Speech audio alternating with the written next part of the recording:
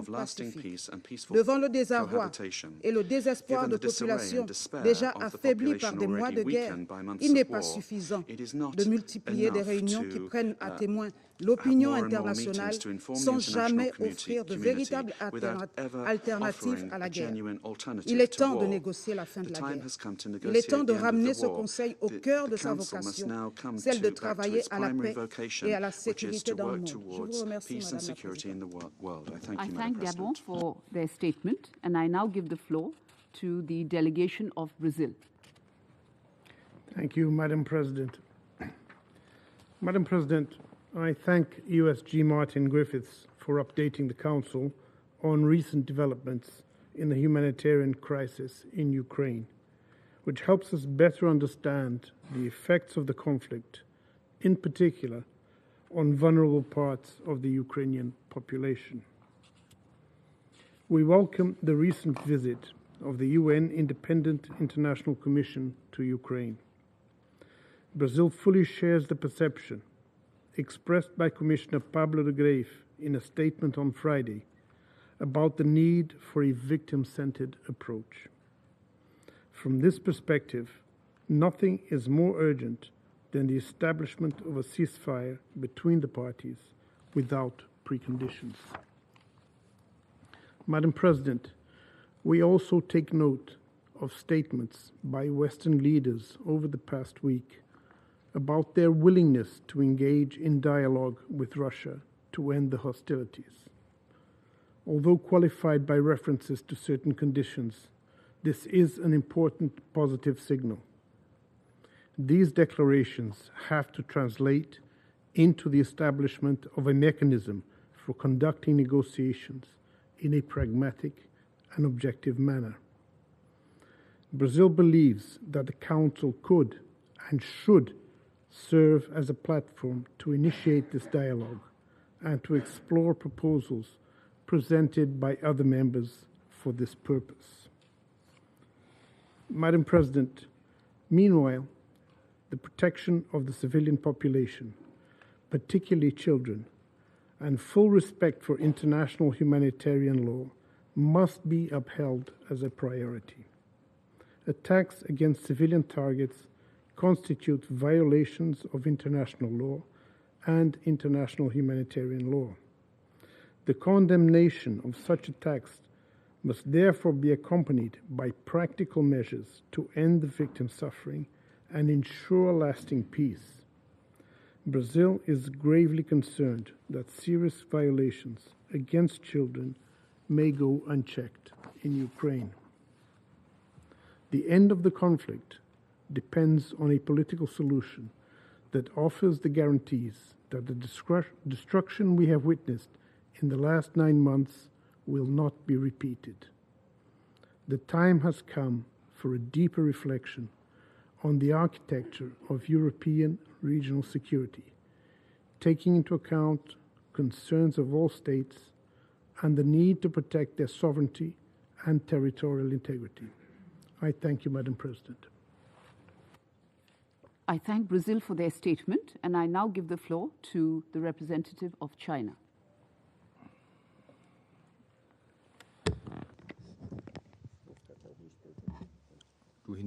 Madam President, 我感谢格雷菲 I 斯 wish to 副秘书长 thank 的通报。 USG Martin Griffith for his briefing. 当前乌克 At 兰危机 present, the crisis 仍 in 在延 Ukraine 宕， is still unfolding. 人道局 The 势 humanitarian 不断恶 situation 化 is，deteriorating, 外溢 and 影响 spillover effects continue 持续 to 扩大。 expand. 冲突战争 There is no 没有 winner 赢 in 家， conflicts and wars, 流血对 while 抗 bloodshed 只会 and 给 confrontations 普 will 通 only 民众 bring suffering 带来 to 苦 the 难。 people. 通过政治方式解决乌 Resolving the 克兰危 crisis in 机， Ukraine 最符 through 合当 political 时国 means 利， is in the best 也 interest 最 of 符 the 合 countries 世界 concerned 各国 and in the 共同 common 利益。 interest of all countries of the world. 中方呼吁国际社 China 会 calls on the 共 international 同支 community 持 to 一 support 切 all 致力 efforts 于和 in 平解 seeking 决 peaceful 乌克 resolution 兰危 of the 机的努 Ukrainian 力， crisis, 加大 step 斡 up 旋 good 调解， offices and mediation, 鼓励有关各 and 方 encourage 尽快 parties 重启 concerned 谈判 to，restart 争 negotiations 取早 as soon 日 as possible 实 so 现 as 停 to 火止 achieve a 战。 ceasefire and cessation of hostilities at an early 主席女 date. 士， Madam President, 面对乌克兰危 in 机 the 这 face 样 of a 的全 global 球性 and 复合 compound 性危 crisis 机， such as the one in 我们必须 Ukraine, 坚持以 we 人 must 民为中心， adhere to 将 the 人道 people-centered 摆 approach, 在优先位置， prioritize humanity, 全力减 and 缓 spare no effort 危机的 in 外溢 mitigating 影 the 响。 spillover effects of the 对 crisis. 此，我 In 愿 this connection, I 强 would 调 like 以 to 下4点： highlight the following 4 points. 一， First, 要减少人 to 道损 reduce 失， humanitarian 冲突 cost. 当事方要 Parties 严 to the 格遵 conflict 守 should 国际人 strictly 道法， uphold international 避免对 humanitarian 平 law, 民和民用 avoid 设施 launching 发动 attacks 攻击， on civilians and civilian 保障能 infrastructure, 源、医疗、 safeguard the 教 normal 育 operation 等 of 关 key 键 public 公共 services 服务 such as 正常运 energy, 转， healthcare, and 坚决 education, 杜绝 and 核 resolutely 设施与核 eliminate 材料 security 出现 risks 安全 in 风 nuclear 险。 facilities and supplies.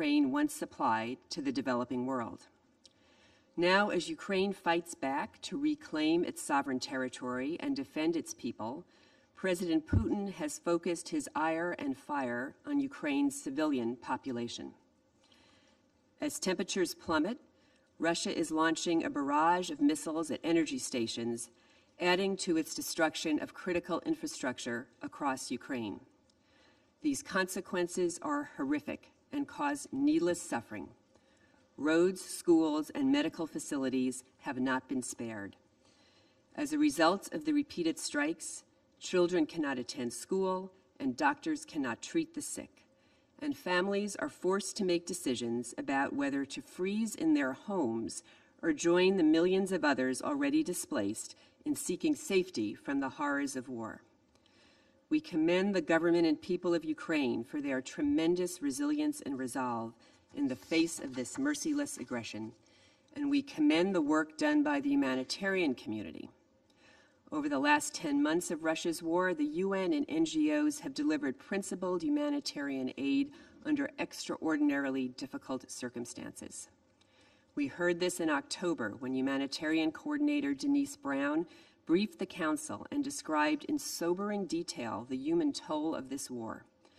Humanitarian aid workers have shown they are willing to stay and deliver in the face of considerable security risks that too often have ended in the loss of life. It's notable that despite all obstacles, aid agencies in Ukraine managed to implement the largest humanitarian cash assistance program in history, transferring more than $1 billion to 6 million people. Since February 24th, the United States alone has provided over $1.5 billion in humanitarian aid to support the displaced, including refugees and other vulnerable populations and communities inside Ukraine and around the region. But we know more will be needed. We applaud France's initiative to hold an international conference focused on Ukraine's resilience on December 13th. The United States is also grateful for the UN's efforts to continue the Black Sea Grain Initiative that has succeeded in getting desperately needed food from Ukraine ports to world markets. This has helped lower food prices and ensure wheat purchased by the World Food Program reaches vulnerable people in Yemen, Ethiopia, Afghanistan, and Somalia. Colleagues, during her recent visit to Ukraine, President Zelensky told Ambassador Thomas Greenfield that he seeks a just peace that is based on the UN Charter and its principles, which is what this Council is here to uphold and defend. President Putin's escalating barrages on Ukraine's infrastructure are evidence that he has no genuine interest in negotiation or meaningful diplomacy. Instead, he is trying to break Ukraine's will to fight by bombing and freezing its civilians into submission. But he will not succeed because Ukraine is fighting for its freedom and for the future of its children. And we will do everything in our power to keep hope alive in Ukraine. Thank you, Madam President. I thank the United States for their statement, and I now give the floor to Norway. Thank you, President. And I also thank you, SG Griffith, for your very sobering remarks. Russia's brutal war of aggression against Ukraine, in blatant disregard for international law and the UN Charter, has and will continue to have alarming humanitarian consequences. Russia's warfare has killed and maimed civilians, including children, destroyed homes, hospitals, and schools. Their cynical destruction of Ukraine's energy infrastructure, including yesterday's missile strikes, is already causing significant suffering and has the potential for further catastrophic consequences as winter deepens. Children, persons with disabilities, and the elderly are in a particular vulnerable situation. Attacks on schools and other educational institutions are clearly in contradiction of Security Council Resolution 2601 on the protection of education in conflict, a resolution Russia voted in favor of and which was unanimously adopted by this Council. These attacks are also constitute violations of international humanitarian law. They must stop. Children and other civilians must be protected. President, Russia's war has led to massive displacement. We are concerned about the risk of sexual and gender-based violence and human trafficking that displaced people, in particular women and unaccompanied children, are exposed to. Thousands of Ukrainian children have reportedly been transferred to Russia for adoption and neutralization through simplified and accelerated procedures without the consent of their parents or legal guardians. We strongly condemn this inhumane practice. Nevertheless, throughout this war, the Ukrainian people have shown great bravery and resilience. We commend communities, local responders, and humanitarian organizations that continue to serve people in need. We reiterate our call for safe, rapid, and unimpeded humanitarian access to all people in need, and underline the importance of putting children's need at the center of the humanitarian response. President, numerous reports already point to widespread violation of international humanitarian law committed by Russian forces in Ukraine, many possible at the level of war crimes. Individuals at all levels must be held to account. We are alarmed by the Russian Federation's use of Wagner Group as part of its warfare. They are accused of committing numerous violations of international humanitarian law, including torture, rape, and looting. Now, Wagner are reportedly recruiting convicted criminals from prisons in Russia to fight in Ukraine. We are concerned that soldiers with this background are a particular risk to the civilian population. President, the Secretary General added Ukraine as a situation of concern with immediate effect to his annual report to the Security Council on children in armed conflict. We welcome the engagement of the SRSG for children in armed conflict with all parties to the conflict. Child protection issues must urgently be addressed, including the prevention of violations against children. And we call on all relevant actors to support and facilitate the work of the SRSG. Russia's war has also aggravated a global food and energy crisis. It affects the life and futures of children and families in many regions dramatically. We welcome the continuation of the Black Sea Grain Initiative and the efforts of the Secretary General to facilitate availability of food and fertilizers to world market.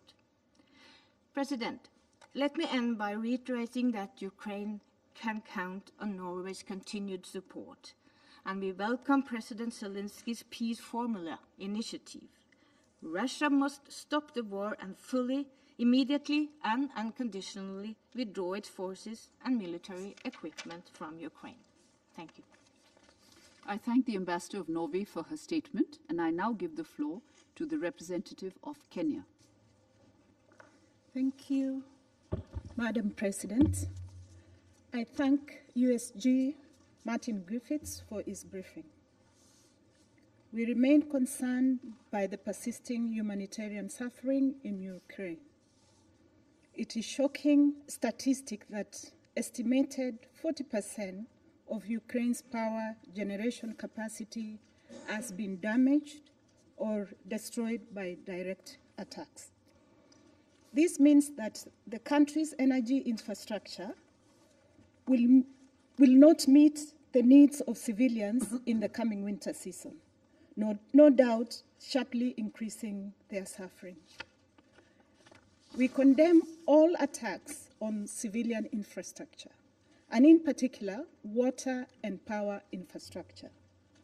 We also note and condemn attacks on residential buildings and other civilian objects. Our repeated calls for a cessation of hostilities and dialogue leading to a mediated settlement has not been heeded. Indeed, the strategic considerations by all combatants and their allies indicate that their continuing resistance to negotiation. If this persists, then we must insist on minimizing the harm to civilians by all actors agreeing to a humanitarian exception. We welcome the recent agreement by all parties to roll over the Black Sea Grain Initiative. We also applaud the efforts by the Secretary General to remove obstacles to exporting food and fertilizers, including those from the Russian Federation.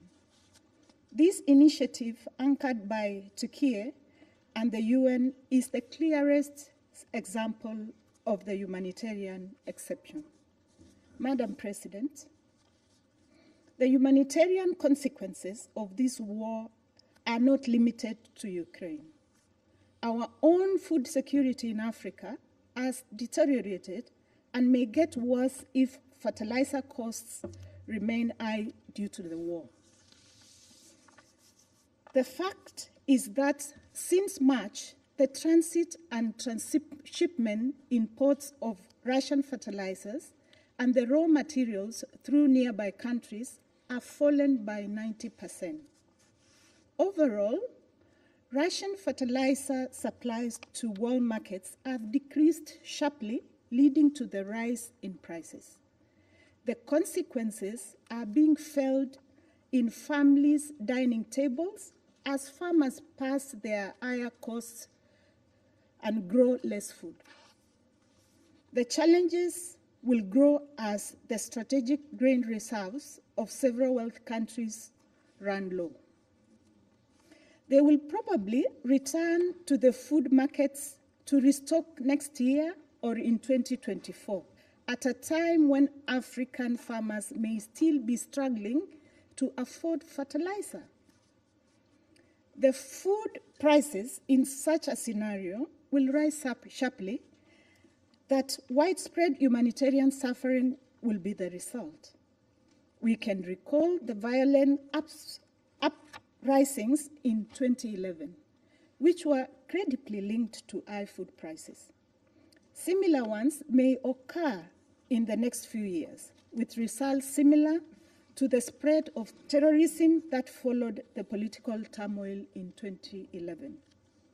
In other words, higher fertilizer prices leading to further insecurity and poverty may manifest as threat to regional and international peace and security. We therefore urge the Secretary General, the World Food Programme, and related institutions to link food and security.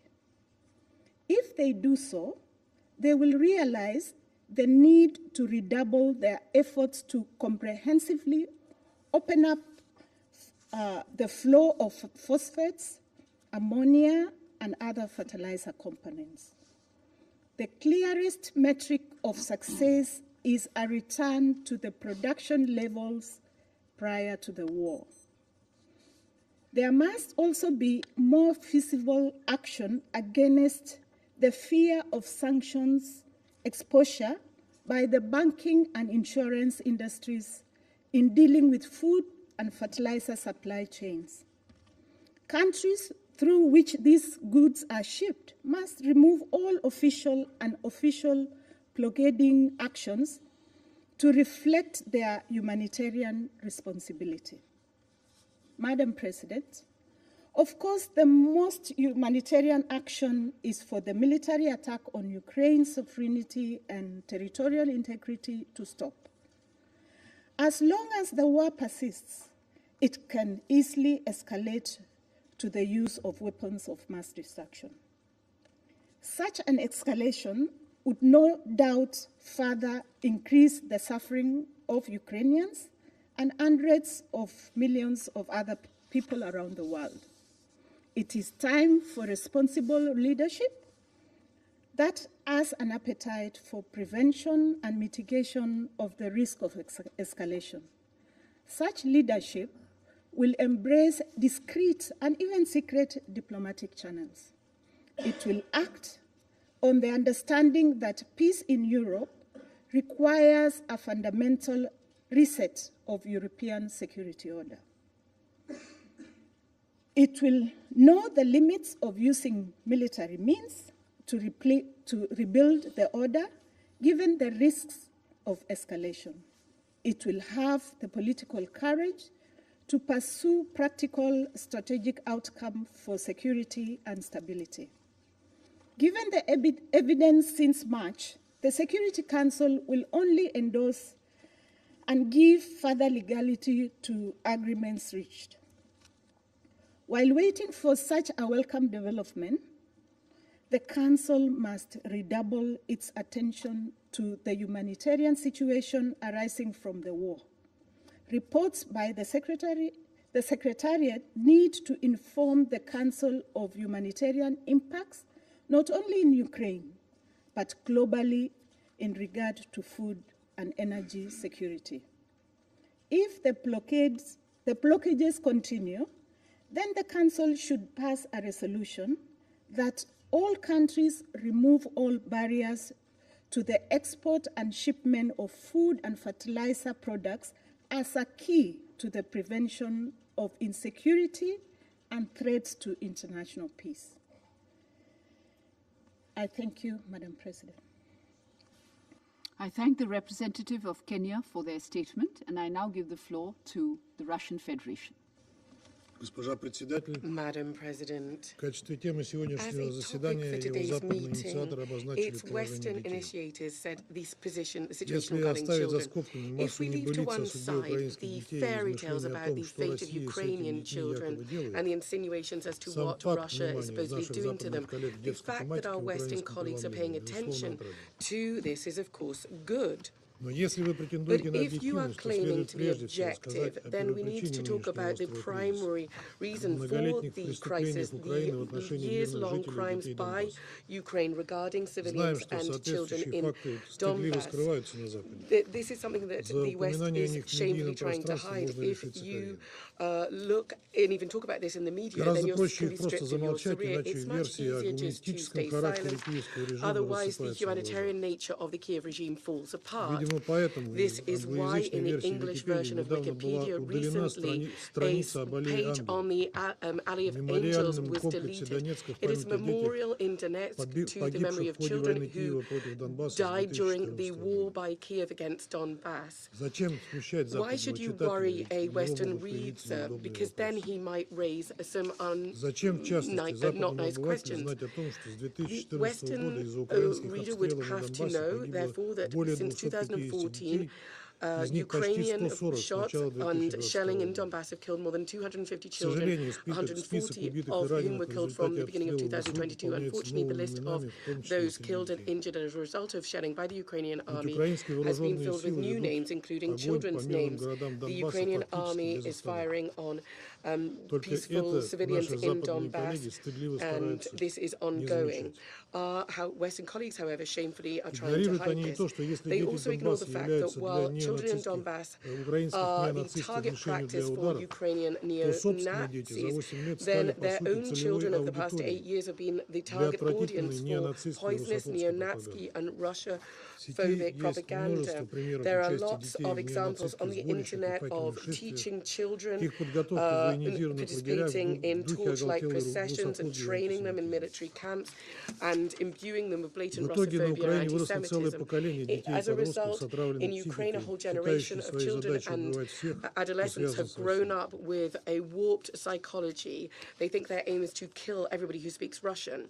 A good example of this was the internet photo of Father Frost, Ded Moroz, who's like Santa Claus, with a request for presents from two boys, one from Donetsk and one Ukrainian. The child from Donetsk, who was born and raised there under the shelling, asked for one thing, that the shelling would stop. The Ukrainian boy asked for a machine gun so that he could kill Russians and set the Kremlin on fire. The words of children, as we know, reflect the values and the thinking of the whole of society. So you can make your own conclusions here. In the context of upholding the rights of children in Ukraine, we mustn't avoid the activities of the notorious peacekeeping or Miratoriets site, where the neo-nationalists are posting personal data of enemies of Ukraine, including those of children. And people on there can be subject to persecution and trauma, often physical harm. For example, we see what happened with the Russian journalist Daria Dugina. как удалось установить российским общественникам, на этом преступном ресурсе размещены персональные данные 327 children was put on there. When this became clear, we swiftly in July informed the UNSG and the Executive Director of UNICEF about it. We'd like to put a question today. What did UNICEF do since it received our request? And what does it think about the publication of personal data of children on the internet? Is there any reaction to this from the Ukrainian authorities? Madam Chair, during the meeting on the Ukrainian crisis in the General Assembly, we recorded interest from a significant majority of member states to have diplomatic settlement of the situation in Ukraine. We are reacting to this very seriously. We confirm our willingness to conduct negotiations. The aim would be to eradicate the root causes that forced us to start our special military operation, our SMO, in Ukraine. This logic is something is being welcomed with understanding by most states apart from the collective West and the Kiev regime. Despite the clear military realities on the ground, there is another logic. The military actions must be to the defeat of Russia. Therefore, what you're seeing now is an ongoing war of the West against Russia until the last Ukrainian. This is something that leaves us no other option but to continue the aims of our SMO militarily. The Ukrainian people are suffering from this. They're being used by the West and the criminal Ukrainian regime as cannon fodder. The fact that the West is not interested in a political diplomatic settlement of the Ukrainian crisis has been confirmed by the results of the NATO Council meeting on the 29th and 30th of November in Bucharest. By expanding deliveries of weapons to Kiev, the West is confirming its desire not only to have a further escalation of the conflict, but to destabilize the situation in Europe as a whole. It is now becoming clear that the uncontrolled pumping of weapons to the Kiev regime is becoming a global problem without having an actual impact on the situation on the ground. There is much evidence that Western weapons earmarked for Ukraine are increasingly falling into the hands of bandits and terrorists of different stripes, not only in Europe but also in the Middle East and Africa. The President of Nigeria, Mohamed Buhari, confirmed that the conflict in Ukraine is the main source of weapons for terrorists in the Lake Chad Basin. Transnational criminal groups are engaged in contraband and money laundering, and clearly there is involvement in these criminal schemes of officials from those countries that are sending weapons. This problem creates a real threat to international peace and security and really deserves the focus of the Council. Therefore, we are asking the Indian Presidency to convene on this a separate meeting of the Security Council on Friday, the 9th of December. Using strange logic, Western countries promise to continue supplying arms to Ukraine as long as needed, claiming that they're doing this for the sake of peace. The EU, for example, is even financing these supplies through the European Peace Facility, clearly to confuse their own taxpayers. However, Kiev has its own response to why exactly they need so many weapons. The Secretary of the Ukrainian Security Council, Alexei Danilov, said recently that the weapons are needed in Ukraine because Russians just need to be destroyed so that they stop existing as a country. And that is a quote, sitting around a negotiating table with Moscow, as Mr. Danilov said, is something that is not dignified for the Ukrainian people. I think there's no need to explain that we cannot fail to react to such hateful rhetoric by Kiev. We have to counter this heinous actions, including by conducting strikes on infrastructure that are used for military supplies, for logistics and communications for the Ukrainian armed formations. In other words, we will weaken the military capacity of the Zelensky regime. These facilities are being incapacitated by precision strikes. Civilian infrastructure in Ukrainian towns would not suffer if they were not placed, if they had not placed a Ukrainian air defense system in residential areas. And for some reason, these strikes are being blamed on Russia. Russia is targeting civilian facilities. The fact that a Ukrainian missile landed in Poland and yesterday in Moldova demonstrates the danger of the Ukrainian army using weapons, not not only to their citizens, but also to their neighboring countries. Incidentally, it wasn't us who came up with the idea that energy and transport infrastructure is a part of the military capacity of a state. Western countries who are accusing Russia of deliberately striking civilians seem to forget that they targeted civilians in Yugoslavia during the 1990s. We have Jamie Shea, the Press Secretary of NATO, on the 25th of May 1999, who said the following, and I quote, "There was a Q&A with the official representatives of NATO. The question was, if you say that the Yugoslavian army has many generators, then why are you depriving the country of 70% not only of electricity but also water supplies?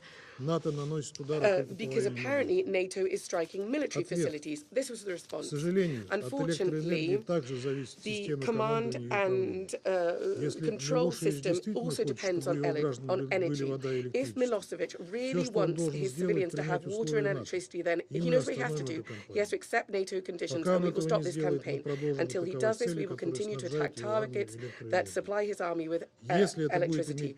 If this has an impact on the population, then that is his, in other words, Milosevic's problem.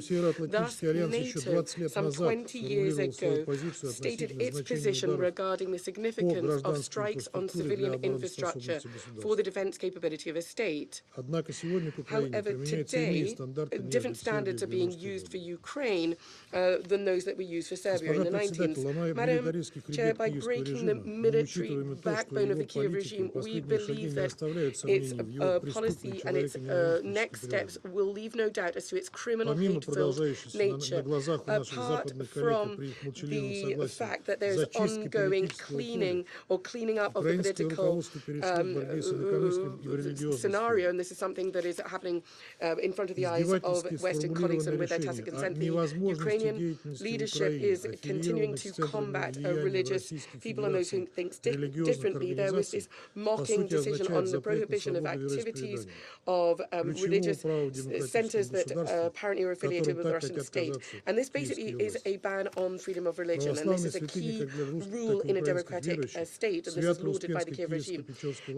In the Orthodox beliefs, something that is sacred both for Russians and for Ukrainian believers is the Uspensky Kiev-Pechersky Monastery. So what's going to come after that? A ban on praying, or it's already happened, a ban on praying in Russian. In the social media, it says that there are statements made in churches that if you pray in Russian, then your prayers will not be heard, and that those who prayed will be afflicted with ills and pain. This is an excellent illustration of how low the Ukraine is prepared to stoop today.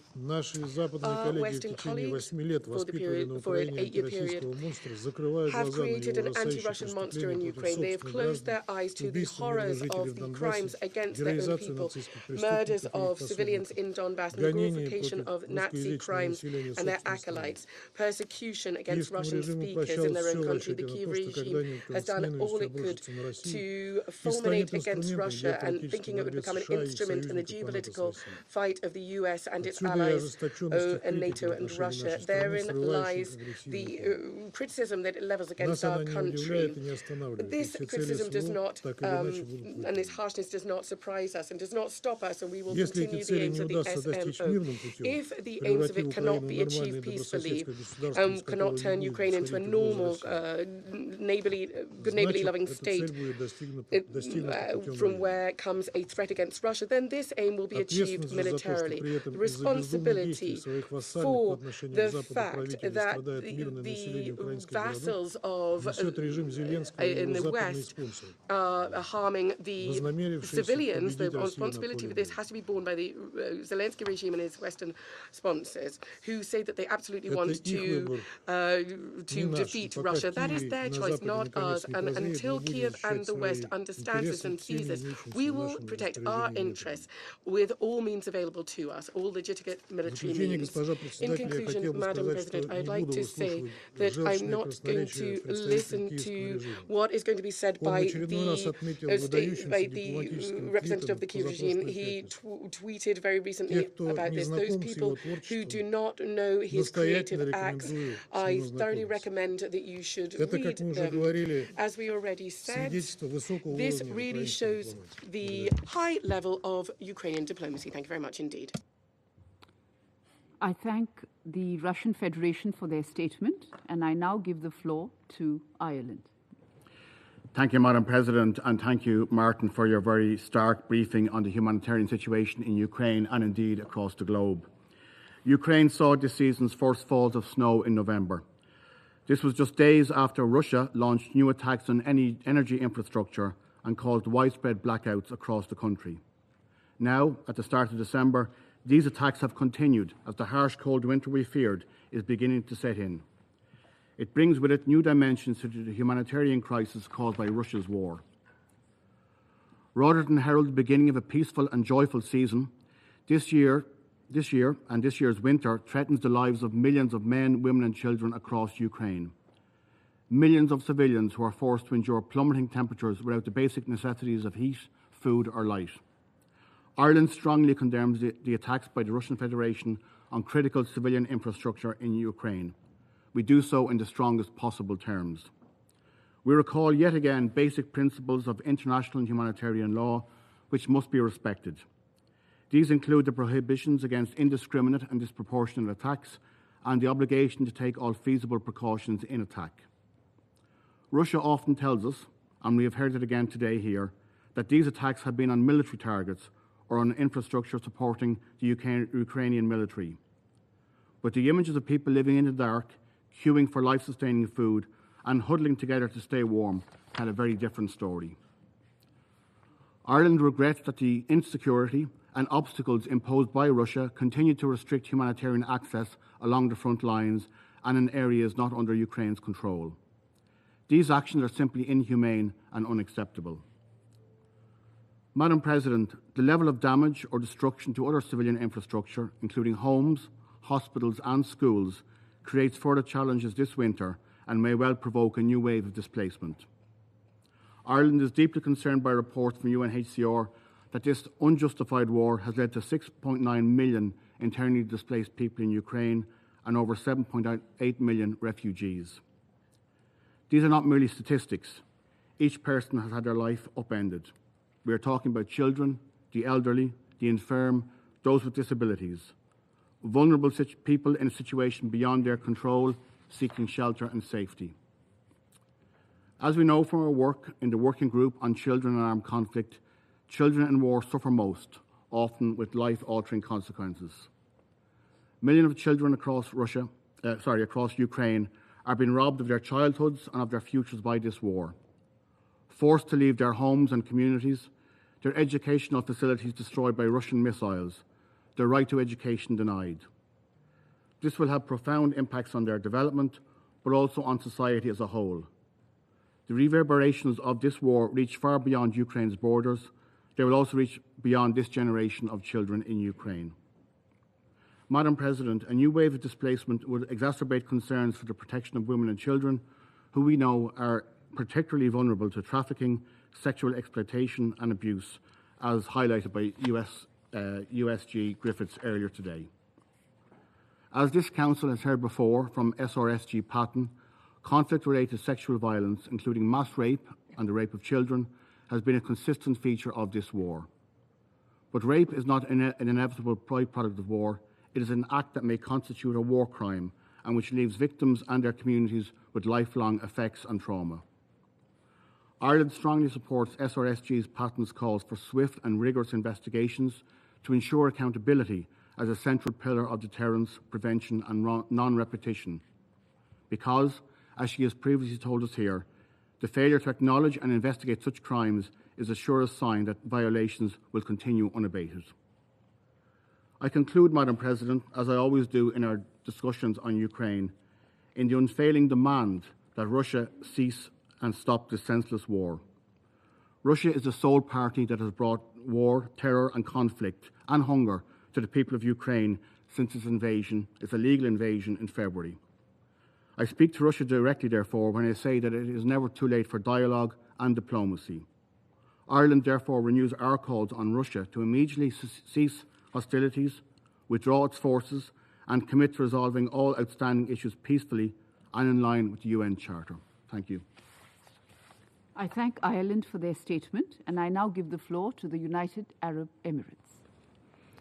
Madam President, I'd like to thank Undersecretary General Griffiths for his sobering briefing on the situation in Ukraine. Over the course of the past few weeks, the humanitarian community has focused its attention on addressing the impact of winter in Ukraine. As the cold weather sets in, we're seeing humanitarian actors rise to the occasion in support of those most in need. As we heard again today, the situation remains critical, especially in areas that have experienced or continue to experience heavy fighting and shelling.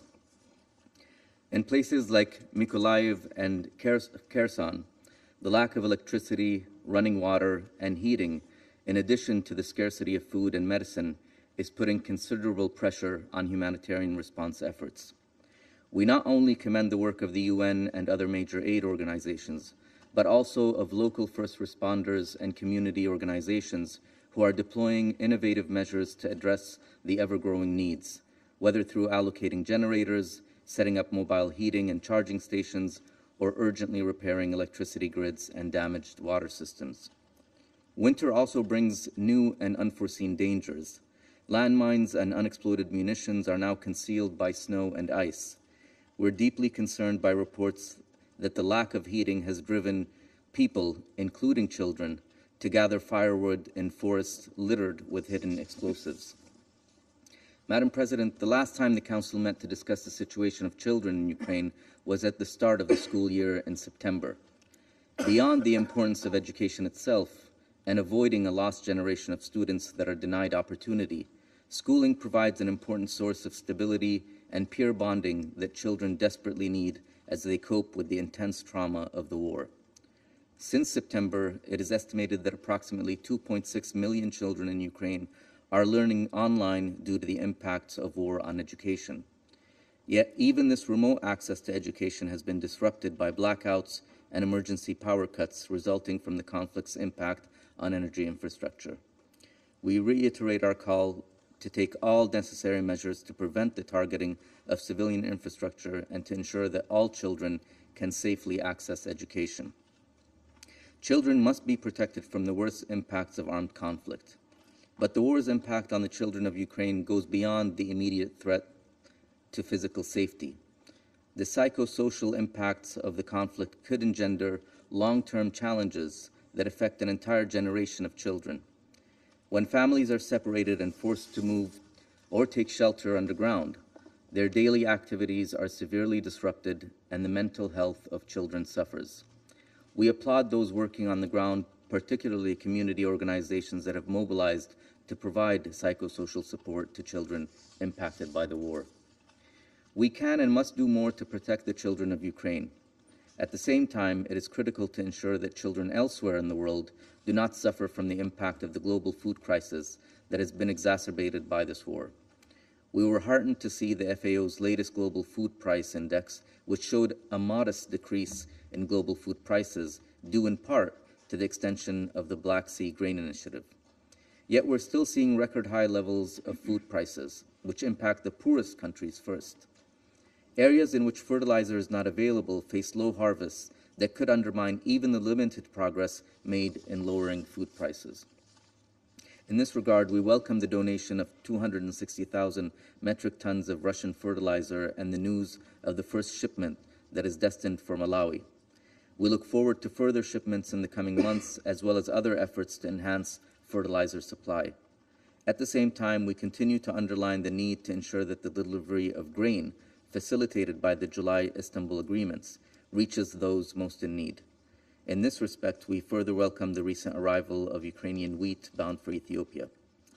We must all engage in collective efforts to ensure children do not go hungry, whether in Ukraine or in other parts of the world. Once again, we reiterate the need for de-escalation and a diplomatic solution to this crisis. For its part, the Council needs to encourage dialogue and foster an environment that is conducive to a cessation of hostilities in order to ultimately bring an end to the fighting. The UAE continues to stand ready to deploy its good offices and contribute to efforts aimed at achieving these goals. I thank you, Madam President. I thank the representative of the United Arab Emirates for their statement, and I now give the floor to the representative of Ghana. Thank you, Madam President. I would like to thank USG Mr. Martin Griffiths for his briefing. the Security Council is convening once again in close succession on account of the humanitarian crisis resulting from the unrelenting military bombardments on civilian populated areas in Ukraine. Despite the several calls of the Council for the protection of civilians, the war in Ukraine continues to unfold with the devastating impact on civilians and civilian infrastructure critical to the survival and livelihoods of the people. The ordinary people of Ukraine continue to suffer attacks in blatant violation of the fundamental principles of international humanitarian law. We continue to be deeply concerned by military hostilities across several front lines, especially the new wave of missile attacks which began yesterday and which reportedly have claimed some civilian lives. We are concerned that these attacks are happening at a critical time when temperatures are dropping and many homes are already without access to heating or water, further worsening the humanitarian conditions of the people. We are particularly disheartened by the plight of Ukrainian children whose childhood have been upended by the war. It is not only unfortunate but unacceptable that children anywhere should suffer from the vials of armed conflict. Thousands of Ukrainian children have either been killed, maimed, or displaced to unfamiliar environments as a result of the war. The physical and psychological well-being of these children are under constant threat from the persistent violence, disruptions to their education, and in some cases, sexual abuse and violations. We register our strong condemnation of all forms of violations against the rights of children and strongly support investigations into such cases to avoid impunity against children in Ukraine. We further welcome the differentiated humanitarian assistance that would ensure that specific needs, especially psychosocial health and nutritional needs of the children, will be catered to.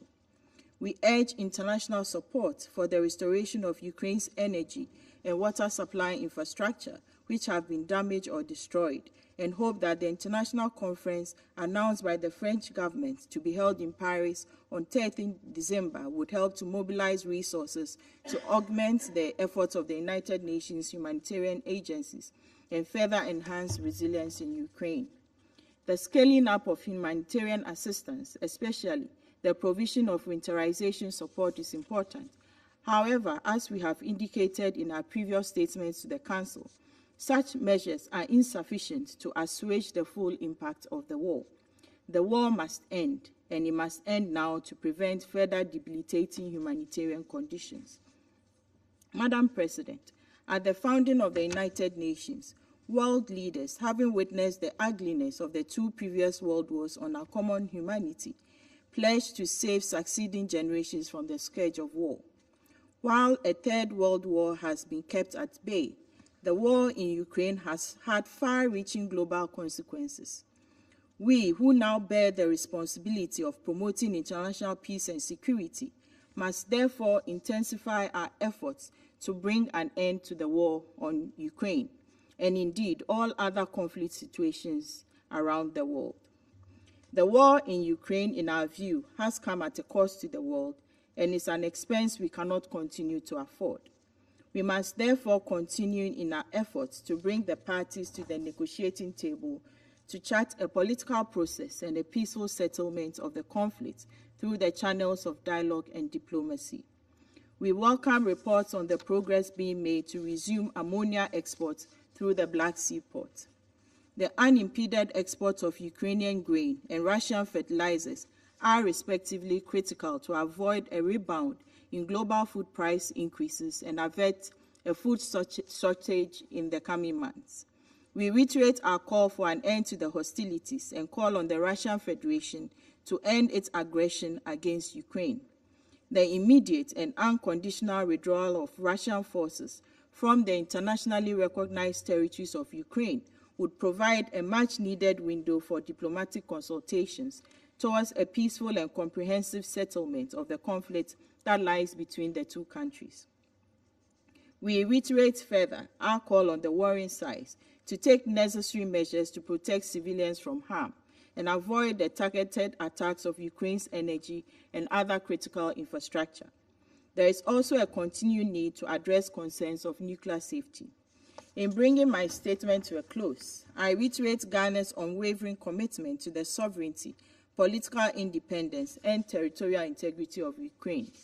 We continue to solidarize with the people of Ukraine in these perilous times and reaffirm our support for all international efforts to restore peace in Ukraine. I thank you. I thank the representative of Ghana for their statement, and I now give the floor to Albania.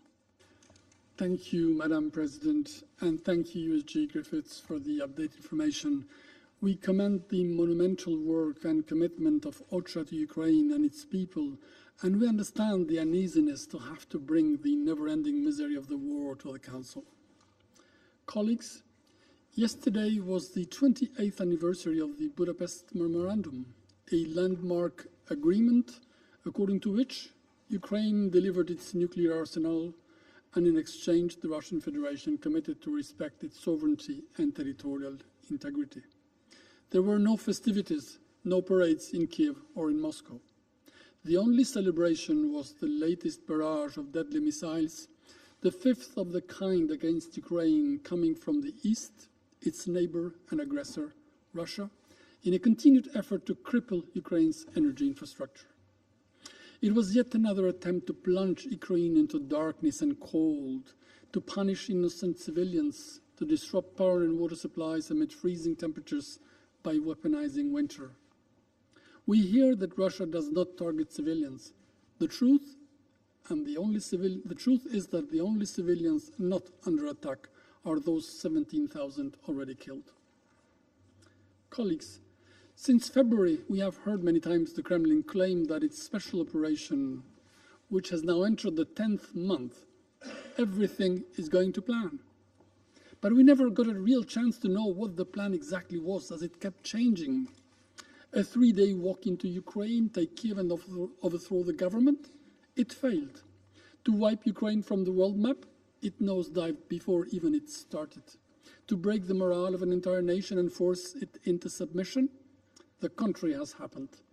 The reality is that despite despicable crimes and widespread human rights abuses, despite continued vicious attacks on civilian infrastructure and continued efforts to bring the war into every Ukrainian household, the aggression has spectacularly failed to break Ukraine.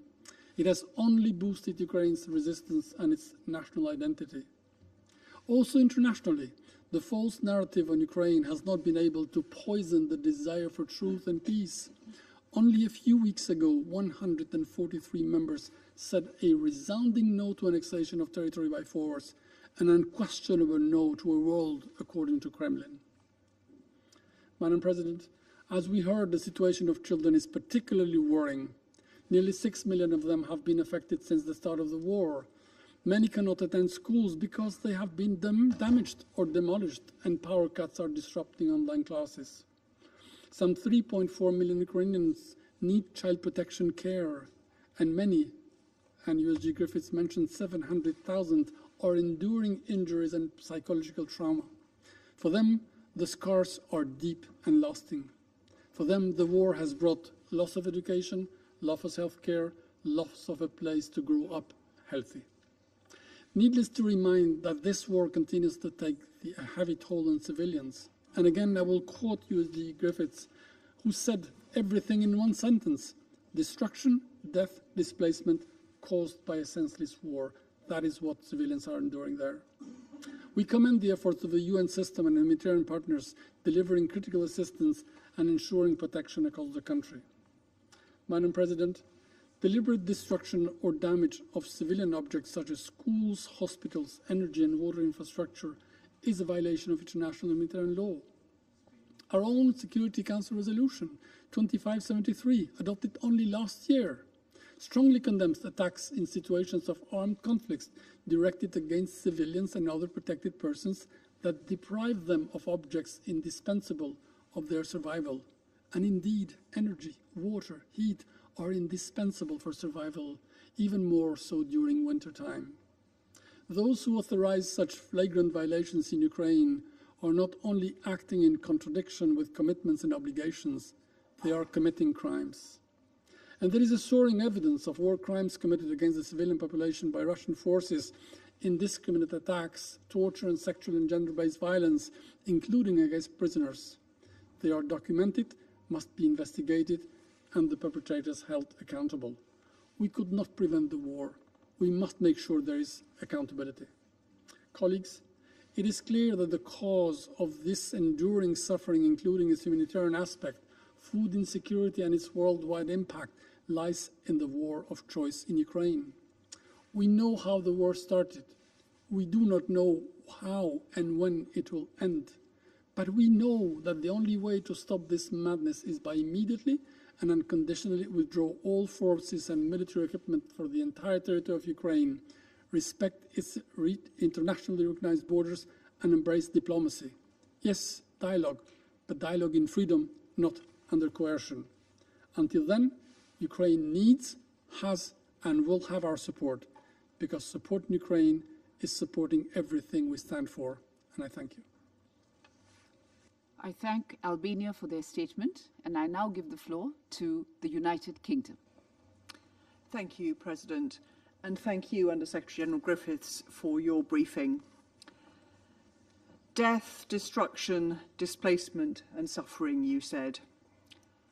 President, this is the third time in as many weeks that we have discussed Russia's brutal attacks on civilians across Ukraine.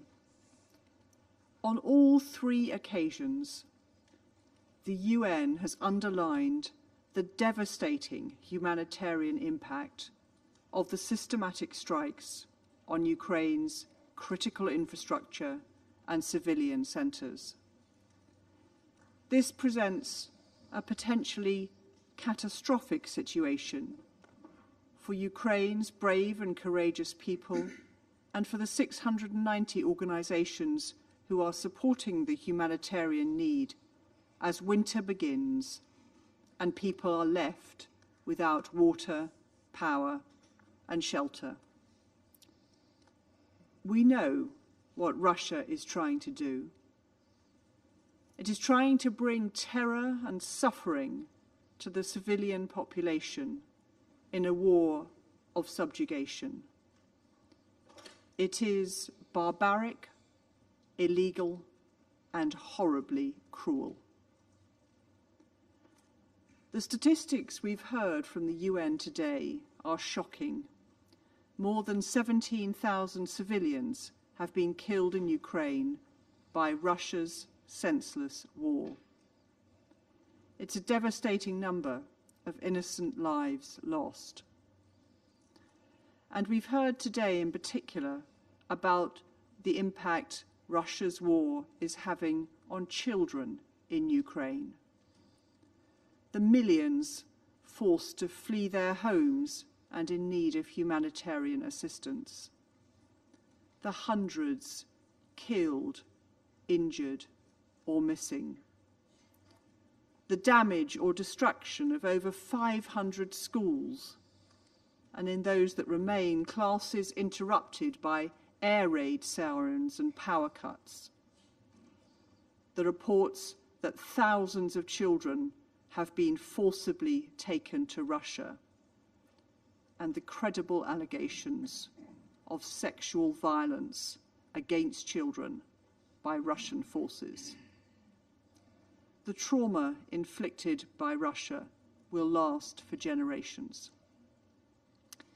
President, the response from this Council and the wider UN membership has been consistent. A call for an end to conflict, for peace.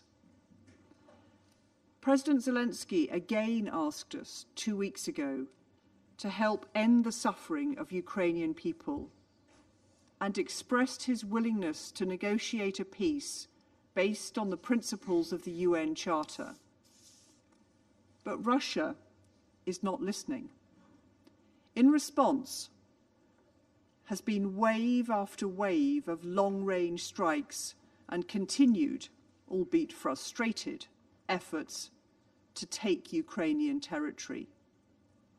It is time for Russia to end this war, to withdraw from Ukrainian territory, and commit to dialogue and negotiations based on international law and the UN Charter. Thank you, Madam President. I thank the United Kingdom for their statement. I shall now make a statement in my capacity as the representative of India.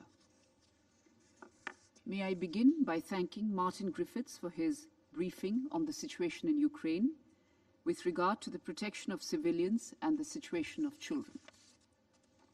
India continues to remain concerned over the situation in Ukraine.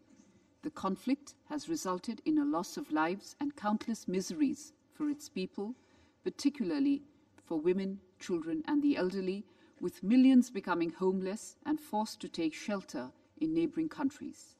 Reports of attacks on civilians and civilian infrastructure in recent weeks is indeed deeply worrying. We reiterate our grave concerns in this regard. Children constitute a third of humanity, the most important third, as they are our future. They are also the most vulnerable to suffering, particularly in situations of armed conflict, and therefore need additional protection and care. The conflict in Ukraine is without a doubt severely impacting the 7.5 million children across the country. While the protection of the rights of the child, including their access to education, is the primary responsibility of the national government, the international community has the obligation to do its utmost to provide succor to children affected by the conflict. India is a signatory to the Convention on the Rights of the Child and appreciative of the ongoing efforts, including that of UNICEF, to alleviate the sufferings of the children. We also support UNICEF efforts to scale up its operations. Since the beginning of the conflict in Ukraine, and as the Council is aware, India has consistently called for an immediate cessation of hostilities and for an end to the violence. We've called upon both sides to return to the path of diplomacy and dialogue, and also expressed our support for all diplomatic efforts to end the conflict. We believe that no solution can be arrived at the cost of human lives. Our Prime Minister has spoken to the presidents of Ukraine and Russia on multiple occasions and reiterated India's position. India stands ready to support all such efforts aimed at de-escalation. I should also wish to point out that the impact of the Ukraine conflict is not just limited to Europe. The conflict is exacerbating concerns over food, fertilizer, and fuel security, particularly in the developing countries. It is necessary for all of us to appreciate the importance of equity, affordability, and accessibility on these critical issues for the global South. Open markets must not become an argument to perpetuate inequity and promote discrimination. India's approach to the Ukraine conflict will continue to be people-centric. On our part, we are providing humanitarian assistance to Ukraine and economic support to some of our neighbors in the global South under economic distress. To help low-income countries fight against price rise and shortage of foodstuff, India has exported more than 1.8 million tons of wheat to countries in need, including to Afghanistan, Myanmar, Sudan, and Yemen. We hope that the international community will continue to respond positively to the call for humanitarian assistance. India has so far dispatched 12 consignments of humanitarian aid to Ukraine, and at the request of the Ukrainian government, India has also provided financial aid for reconstruction of an educational institution. We stand ready to do more. Let us not forget that the situation has also affected foreign students, including those from India. India facilitated the safe return of 22,500 Indian nationals, most of them students studying in various universities in Ukraine. Even as we are currently exploring options to minimize the impact on our students' education, we appreciate the relaxations made by the Ukrainian government for this academic year in respect of medical students. In conclusion, allow me to reiterate that the global order is anchored in the principles of the UN Charter, international law, and respect for the sovereignty and territorial integrity of all states. I now resume my duties as the President of the Council.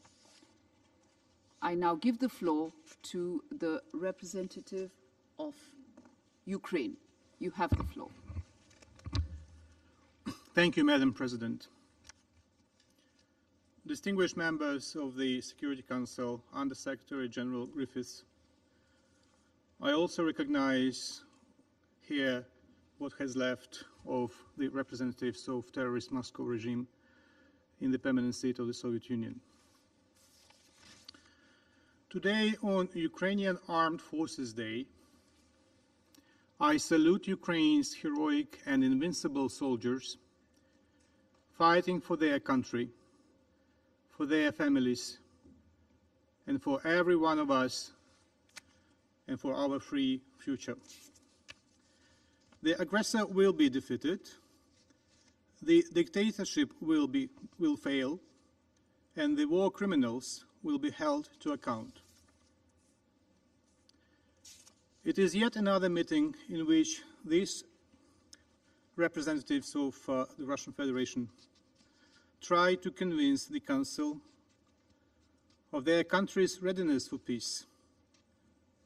And the hypocrisy of their words has again been revealed by the deeds of their country on the ground.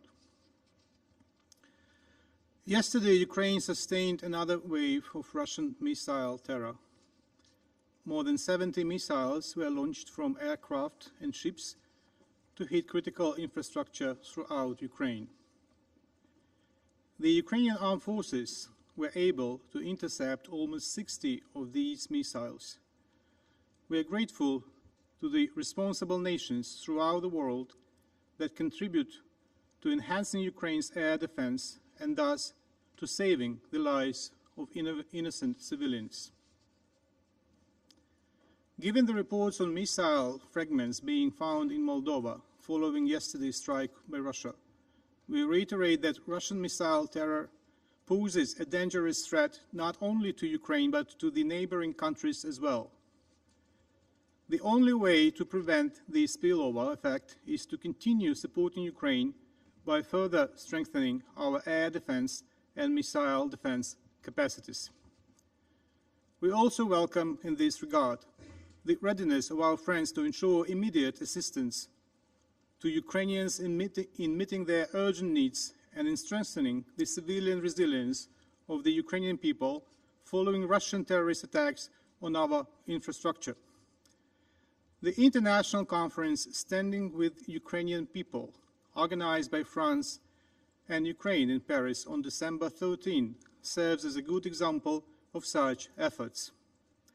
We encourage the UN member states and the leadership of the UN Secretariat to participate at that event.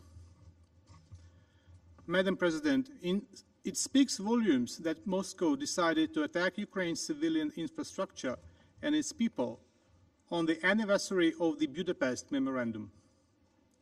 On December 5th, 1994, in Budapest, the Kremlin granted security assurances to Ukraine, committing in particular to respect Ukraine's independence and sovereignty and the existing borders, and reaffirming that none of its weapons, I quote, will ever be used against Ukraine. Almost every single day, Russia demonstrates that its assurances are of no worth, be it those that Moscow gave in the past, or those they speak about now, or those they may offer in the future. Indeed, sometimes the Kremlin might seem to take an adequate position, as the then President Yeltsin did. In his letter to President Clinton, dated November 2, 1994, Yeltsin conveyed his readiness, and I quote, to make a decision now with regard to signing a document on guarantees, and express his confidence that, I quote, the leaders' signatures should seal a really milestone document which would cover all the concerns of Ukraine, which is fraternal to us, end of quote. The problem is that the post-Soviet transformation in Russia was not underpinned by decommunization and the dismantling of the authoritarian style of leadership, and thus led to Putinism instead of democracy. The lessons of history must be learned, this time in order not to let the tragedies be repeated again. After the military defeat of Russia, which is imminent, the deputinization and denuclearization of this country must follow. By marking the anniversary of Budapest with a missile strike on Ukraine, the Kremlin finally showed it has no moral or legal grounds for possessing nuclear weapons. It means that while the armed forces of Ukraine continue to do their job to defeat Russia militarily, the international community must start considering the modalities of post-Putin arrangements with Moscow, arrangements that should include a new Budapest memorandum to be signed by Moscow in the context of its denuclearization. It is still to be seen how soon after its military defeat and by whom this document could be signed on behalf of the territory with administrative center in Moscow. Such an arrangement would require credible counterparts, and neither Putin nor any of his cronies can be considered trustworthy. Distinguished colleagues, Ukraine needs peace and Ukraine wants peace more than any other country. It is our territory that has been invaded. It is our people that are being killed. It's our homes that are being destroyed and robbed by the Russian army. Please keep this in mind every time Moscow attempts to wear sheep's clothing and to persuade us that it is not the aggressor, but the victim who resists peace efforts. Ukraine indeed resists, not peace, of course. We resist Moscow attempts to erase us from the map. We also resist the Russian strategy of buying time and under the guise of peace efforts to replenish its military arsenal, to build strongholds in the occupied territories, and to prepare for a new attack, be it in 2 or 5 or 7 years. Putin's representative here tells us about peace, but his masters in Moscow at the same time claim that Russia will not leave the territory of Ukraine. In a nutshell, the so-called peace a la Kremlin would be built upon violations of the UN Charter. Madam President, Moscow's vision of peace means as well that all Ukrainians in the occupied territories would be left in danger, unprotected from abduction, detention, torture, looting, and execution-style killing. In all Ukrainian territories still under Russian control, the occupation authorities regard any local resident as a potential enemy. That is why, while retreating, Russian troops leave behind mass graves and torture chambers. This was the case in Kyiv and the northern regions in April, in Kharkiv region in September, and in Kherson last month. At the end of November, Ukrainian law enforcement exhumed a mass grave in the liberated village of Pravdine, Kherson region. According to eyewitness accounts, in April, occupiers killed 7 people, including a teenage girl, in a private house, which they then blew up. Local residents were forbidden to bury the remains for a long time. Another episode of the Russian war of aggression. 7 more human lives taken for nothing. Several days ago, a DNA examination confirmed that one of the bodies found in the mass grave in Izum, Kharkiv region, belonged to a well-known Ukrainian children's writer, Volodymyr Vakulenko. His village near Izum was occupied at the very beginning of the invasion, and he stayed there because of his son diagnosed with autism spectrum disorder. A peaceful civilian whose only guilt in the eyes of Russians was his affiliation with Ukrainian literature. And that was enough for them to detain Mr. Vakulenko at the end of March and to kill him.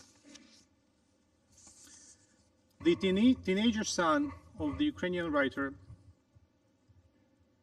will live with memories of his father as one of the heroes. He will read his father's books and they will warm up his heart. Let me ask the Russian diplomats in this chamber, or what left of them, what legacy will you leave to your children? The volumes of lies and shameful attempts to whitewash war crimes and genocide? Was a torturous and painful life you leave to your children? Distinguished colleagues, we remain concerned over the vile practice of family separations and mass deportations of children from the occupied territories of Ukraine to Russia. To date, the Ukrainian authorities have identified 12,340 children deported to Russia or the territories of Ukraine temporarily occupied by Russia. Up to now, only 119 deported children have been returned to their relatives in Ukraine. We urge Moscow to cease this illegal practice and to immediately provide the relevant UN bodies and international organizations with full information on Ukraine's children abducted or deported to its territory, including those children who were subsequently adopted or transferred to foster families. We call on the UN authorities, as well as the international community, not to be silent about these crimes and demand Russia to provide access to these children and facilitate their safe return and family reunification in line with the best interests of the child and in accordance with international law. Madam President, back in November, we informed the Security Council of the peace formula plan proposed by President Zelensky. It includes 10 steps that would lead us all to a sustainable and lasting peace. Let me remind you that the list includes radiation and nuclear safety, food security, energy security, release of all prisoners and deportees, restoration of Ukraine's territorial integrity according to the UN Charter, withdrawal of Russian troops, justice, preventing ecocide, preventing escalation and legal confirmation of the end of war. I'm grateful to those members of the Security Council that have emphasized the viability of this plan. We invite UN member states to take leadership or participate in any of the 10 points of the plan. It is time to start its implementation. I have listened carefully to the intervention of the representative of Kenya, and especially the point of issue, and especially on the issue of food security. Let me say it loud and clear. The root cause, the only root cause of this problem is the Russian war on Ukraine. And as soon as the war is stopped, 99% of the issues you raised will be removed. Therefore, another important development I would like to dwell on is the fact that the past week was the start of practical implementation of initiative Grain from Ukraine. As of now, more than 30 countries and the EU declared their financial participation in the humanitarian program Grain from Ukraine initiated by President Zelensky. Pledges has already amounted almost to $190 million. In the framework of the program, on December the 4th, the first ship already delivered 25,000 tons of Ukrainian wheat to Ethiopia, to the port of Daralech, Djibouti. Yesterday, another ship set off for Ethiopia, loaded with 30,000 tons of wheat. 2 more ships are now being loaded at the seaport of Chernomorsk, and they are due to deliver 60,000 tons of wheat for Somalia and Sudan. In general, within the framework of this important humanitarian initiative, our state is going to send more than 60 ships to Ethiopia, Sudan, South Sudan, Somalia, Congo, Kenya, Yemen, and other countries. As I have already said, more than 30 countries and international organizations have already offered their support to the Grain from Ukraine program. There are 2 reasons why this program is important. First, it destroys the Russian propaganda in the countries of Global South because they see that Russia is a problem while Ukraine is a rescuer. Second, it is the support of Ukrainian agriculture, our farmers, amidst the hardship of war. We continue to work on enlarging the group of countries that support the humanitarian program Grain from Ukraine and increase the scope of financial contributions to this program. Distinguished colleagues, we harbor no illusions about Russian readiness for peace. For the time being, it is a militarized and brainwashed society ruled by war criminals and educated with hatred. As long as they have resources, they will continue to attack Ukraine, global security architecture, and the international order based on the UN Charter. Moscow must be deprived of its ability to produce missiles, to finance military activities in Ukraine, to threaten the world with the saber rattling. We encourage responsible and peace-loving nations to continue seeking relevant opportunities to deprive Moscow of fossil fuel revenues used to finance the war. In this regard, the decision to cap the price of Russian oil is a first step in the right direction, although the upper limit requires further adjustments. It is completely useless to beg Moscow for peace or to appeal to their common sense.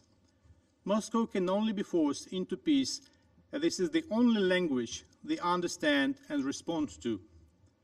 As soon as this strategy is applied by all, sustainable peace, as well as the restoration of respectful principles of the UN Charter, will be within reach. I thank you. I thank the representative of Ukraine for their statement, and I now give the floor to the representative of Latvia. Madam President, I'm speaking on behalf of the Baltic states, Estonia, Latvia, and Lithuania. I thank Under-Secretary Griffiths for his sobering briefing, as well as the Presidency for the opportunity to address the Council. Destroying energy, heat, and water supplies to inflict pain on people who are already suffering food and medicine shortages seems to be a key to Russia's war of terror against the civilian population in Ukraine. Just days after Ukraine saw this season's first snow, Russia's strikes caused widespread blackouts and disruptions of vital services, affecting millions of people, including children. On the onset of winter conditions, we are facing a completely new dimension of the humanitarian crisis in Ukraine. Crisis deliberately created by Russia also has affected neighboring countries. For example, Moldova experienced blackouts as well. During the past few weeks, Russia has only stepped up its indiscriminate attacks on civilians and critical infrastructure. Russia's war in Ukraine has caused immense suffering and psychological trauma, which particularly affects children. Energy cuts have negatively impacted child protection activities. Russia's aggression has left 3.4 million children in need of child protection interventions. Thousands of Ukrainian children have been forcefully deported to Russia, which constitutes a war crime. Children belong with their families, and they must be safely and immediately returned to their homes. There must not be impunity for Russia's crimes in Ukraine. International community will hold Russia's perpetrators accountable for the crime of aggression and all other atrocity crimes committed in and against Ukraine. Hence, it's imperative to continue documenting and properly storing evidence, as well as reporting regularly on all war crimes committed throughout Ukraine. In order to further strengthen international criminal justice mechanisms, we strongly support the idea to establish a special international tribunal to prosecute the crime of aggression against Ukraine. Currently, there is no international court or tribunal that could bring Russia's top political and military leadership to account for committing those crimes of aggression against Ukraine. The Special International Tribunal for the Punishment of the Crime of Aggression against Ukraine has to be established to fill this jurisdictional loophole. Madam President, Russia could, but it does not choose to stop its war of aggression, and all the suffering and crisis it causes to Ukraine and its people, its children. Together with actions directed to stop Russia, one of the international community priorities for this winter should be to ensure protection of the most vulnerable. Shortages of electricity and fuel are adding to the challenges to ensure children in Ukraine can continue their education and receive crucial services. States, civil society organizations, private donors, UN agencies, including UNICEF and other humanitarian partners have worked to meet the needs of millions in dire need of assistance. Additionally, in aiding Ukraine, the Baltic states are leading based on their share of GDP. We commend humanitarians who continue working through challenges imposed by energy shortages to support people in Ukraine. We call upon all relevant UN institutions, as well as the international community, to continue their life-saving efforts. Helping Ukraine to restore its energy infrastructure is especially critical to avoid the direct humanitarian consequences. However, insecurity and obstacles imposed by Russia continue to hinder humanitarians' work's capacity to support those in need. The ongoing war in Ukraine severely disrupts access to livelihood opportunities and basic services to women and girls, including life-saving sexual and reproductive health care services.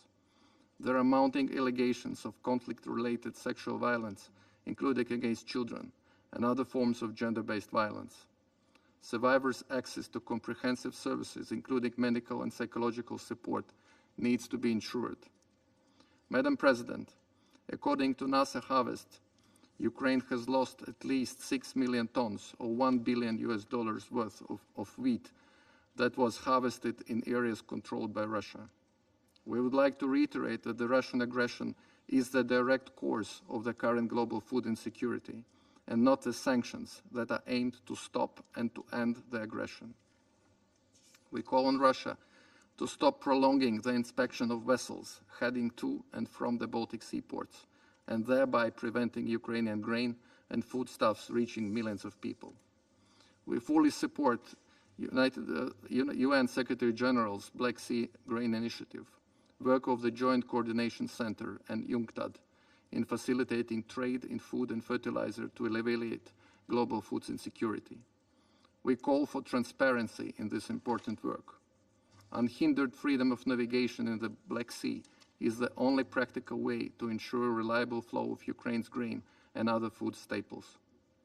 In order to achieve that, Russia must immediately, completely, and unconditionally withdraw all of its military forces from the territory of Ukraine within its internationally recognized borders. Madam President, Estonia, Latvia, and Lithuania will continue to firmly stand up for the UN Charter, international law, human rights, peace, and security. Wherever Russia goes, it leaves horror in its way, and with every passing day, these crimes go unpunished. However, we believe in the power of the international community. We are confident Ukraine will prevail. We are determined that war criminals will be brought to justice. I thank you. I thank the representative of Latvia for their statement, and I now give the floor to Poland. Madam President, let me start by thanking India for organizing this important briefing, and as well as the USG Martin Griffiths for his insightful yet grim presentation. Madam President, Since February 24th, one of the biggest humanitarian crises since the World War II has been unfolding in Poland's immediate neighborhood, Ukraine. It has to be stressed that this crisis is purely man-made, caused solely by the Russian unjustified and unprovoked invasion on Ukraine. This UN Security Council briefing on the humanitarian situation in Ukraine is timely, and it takes place within an increasingly challenging context of the humanitarian system. It should be stressed that unlike in most of the conflicts where a humanitarian crisis accompanies the military aggression, in the case of the Russian war against Ukraine, humanitarian crisis is the weapon of war used by the aggressor on purpose. The sole aim of the aggressor at this stage is to create and further deepen the humanitarian crisis in Ukraine. Such actions by the Russian Federation constitute a war crime and are clearly in blatant disregard of the international law, including the international humanitarian law. This is why today's briefing is indeed timely and pertains to the very essence of the current phase of the Russian aggression against Ukraine. Madam President, Poland supports Ukraine since the very beginning of the war in the multidimensional way. Poland's actions are of the threefold character. First, we are hosting and providing support to the biggest community of Ukrainian refugees. Second, we operate as a hub for transferring international humanitarian aid through our border with Ukraine. And third, like other donors, we deliver humanitarian aid directly in Ukraine. With regard to the assistance provided in my country, I should like to point out that the Polish government and at all levels, as well as the civil society, stood up and showed solidarity in the times of need. 77% of Poles have been involved in the various kinds of assistance to Ukraine and to Ukrainians that found refuge in our country. We make every effort to meet the needs of our guests. It should be underlined that we have chosen to provide Ukrainian refugees in Poland with the same public services and the social benefits to which Polish citizens are entitled, including family benefits for children, free public health care and education. Ensuring that children continue their education is one of our top priorities. We are determined to ensure that every child affected by this war can continue their education. Depending on preferences, we offer an enrollment in Polish schools or provide equipment necessary for distance learning within the Ukrainian educational system. For those who want to continue their education in Polish schools, preparatory classes are organized to help refugee children to find their way in the Polish educational system and to overcome the language barrier. Currently, there are about 200,000 refugee children from Ukraine in Polish schools, including 35,000 in preschool. Polish Ministry of Education has also created an online platform with various educational tools available for free. The ministry organizes the special language courses for the teachers from Ukraine as well as for the Polish teachers in order to facilitate their communication with children coming from Ukraine and to enable them to better respond to their educational needs. Over 2,500 to 2,500 Polish and Ukrainian teachers have used this training opportunity so far. Poland pays particular attention to the needs of the children with disabilities. Children with special educational needs, as well as their parents, can benefit from psychological and pedagogical assistance in Polish kindergarten and schools. Poland is also delivering humanitarian aid directed in Ukraine.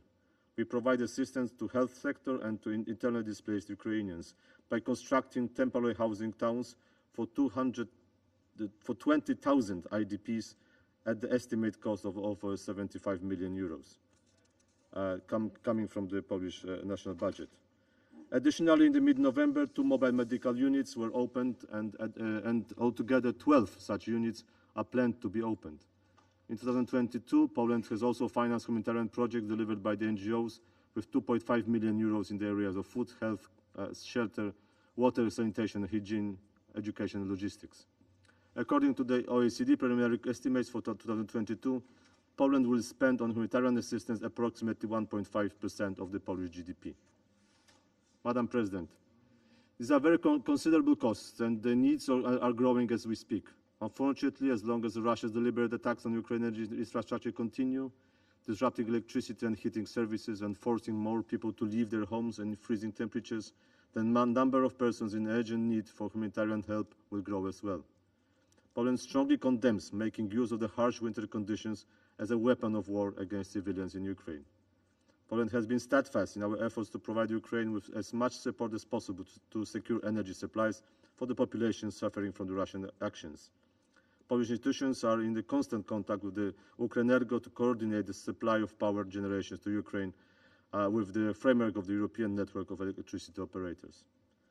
Madam President, Poland once again strongly urges the Russian Federation to stop its war of choice and respect the international humanitarian law. International law, respect for humanitarian principles and accountability are core rules to make the humanitarian system reliable for civilians. This is of particular importance for the most defenseless victims of this and any war, the children.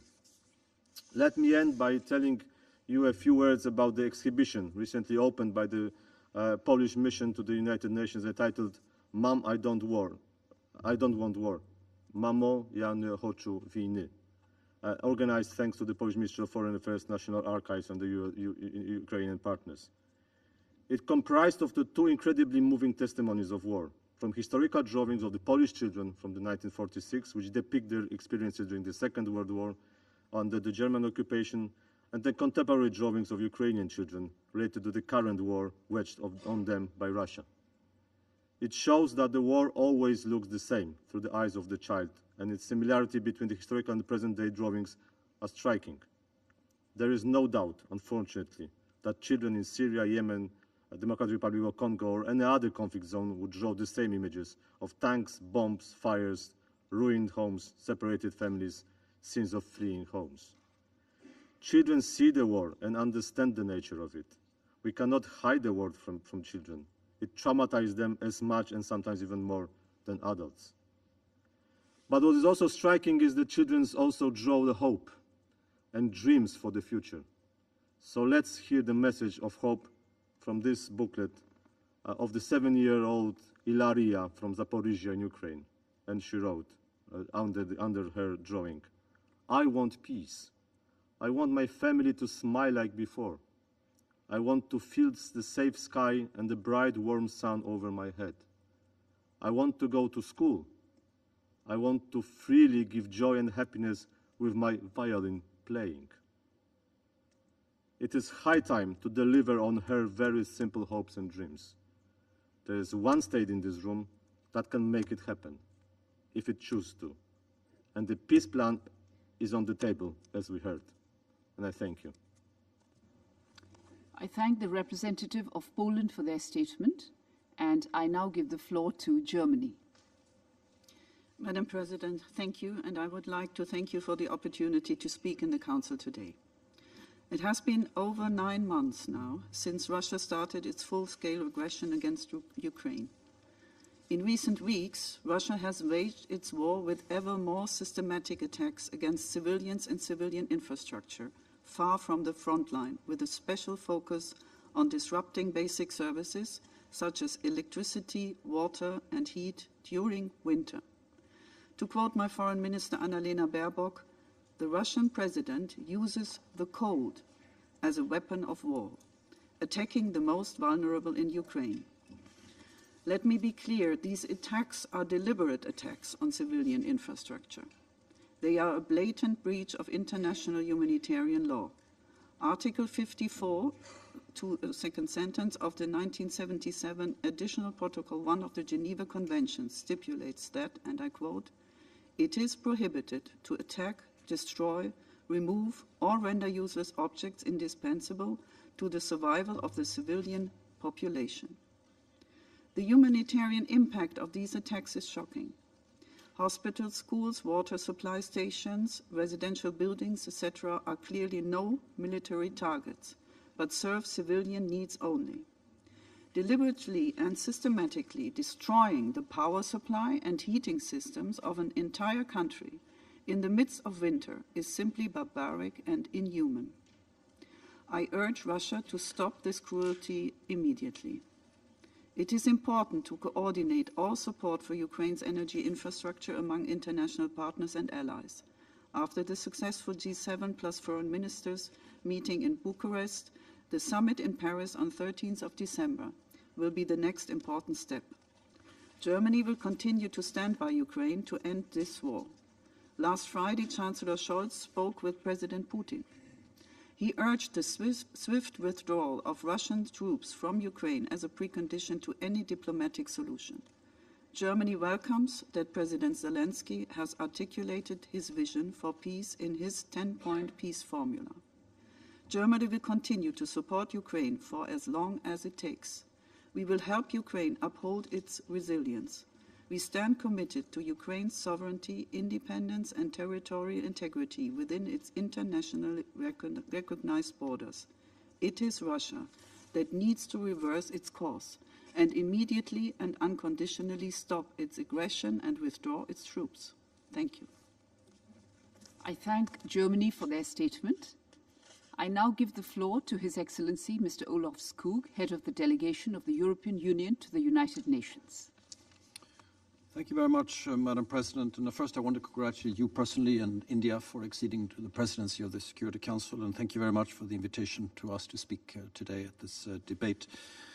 I speak on behalf of the European Union and its member states, but also on behalf of the Republic of Montenegro, the Republic of Moldova, Bosnia and Herzegovina, Georgia, Iceland, Liechtenstein, as well as Andorra and San Marino. I want to thank the briefers, OCHA, for the briefing this morning. And what you have described is a situation that isn't just of concern, it's horrifying. And it is the result of a relentless and deliberate aggression. As lights go up and families gather in the many parts of the world, Kiev's Christmas tree is without light. Russia's onslaught of rockets are bringing nothing but darkness. What do parents tell their children to reassure them that they're safe as the ground shakes, glass splinters, and the constant refuge and run to the bomb shelters? What do teachers tell their students about them being safe when they're not? How does a doctor reassure her patient when operating under darkness? Madam President, at today's debate, I'd like to highlight the following 3 points. 1, the need to protect civilians and preserve humanitarian space. Secondly, the deep scars that Russia's war of aggression against Ukraine is leaving on its people. And finally, the global consequences of Russia's war. First, on the need to respect humanitarian law. The ongoing deliberate and systematic missile attacks against civilians and civilian infrastructure add to the growing evidence that Russia is committing war crimes, as reported already by the Independent International Commission of Inquiry on Ukraine. Civilian casualties are being reported from across the country. Attacks around nuclear power plants are bringing us to the brink of a nuclear disaster. And as temperatures now drop below zero, these unlawful attacks are causing a humanitarian catastrophe. There are also serious challenges to delivering life-saving humanitarian assistance because Russia is obstructing access. The situation is most severe and acute close to the front lines and in newly liberated areas. It is a fact that when the contact line moves, as Ukraine liberates its territories in the south and the east, and areas become accessible for humanitarian partners to operate, the needs of the affected people are immense. The liberation of Kherson Oblast west of Dnipro River demonstrates how Russia destroys critical infrastructure as it retreats. Indiscriminate shelling of Kherson and other areas close to the front line further hampered the delivery of urgently needed humanitarian aid to civilians. Second, the scars left by Russia's brutal war on the people in Ukraine are immense. We are very concerned by the increasing mental health and psychosocial well-being and needs of the war-affected population, and in particular children's vulnerability to conflict-related traumas has been mentioned by so many here today. The sad reality is that Russia's war of aggression severely impacts a generation of Ukrainian children. They suffer the horrors of war every day and are in dire need of safety, stability, and protection. We therefore need to maintain well-targeted humanitarian support for the most vulnerable children in Ukraine to ensure access to education, shelter, and healthcare services, including psychosocial support, especially for those who are displaced or have been separated from their parents and therefore particularly at risk. We commend the bravery and resilience of the Ukrainian people, especially humanitarian workers and social workers, including educational and medical personnel, and we call for further support of the international community for Ukrainian institutions to ensure that these essential staff can stay and deliver. We also need to continue the sustained support to relevant international actors engaged in delivering help to Ukraine and Ukrainians such as UNICEF and the officers of the Special Representatives for Children in non-conflict and for sexual violence in conflict. Third, Madam President, on the global consequences of Russia's aggression. In the middle of a global food crisis, Russia's systematic and deliberate targeting and destruction of Ukraine's agricultural production infrastructure, grain looting, and the obstruction of exports are unacceptable and inexcusable. These actions exacerbate hunger and severe food insecurity in the world. We are doing everything possible to alleviate hunger by getting agricultural products and fertilizers to world markets. Together with the Black Sea Initiative, the EU's solidarity lanes are making a significant difference and have enabled Ukraine to export 29 million tons of grains and other foodstuffs to date.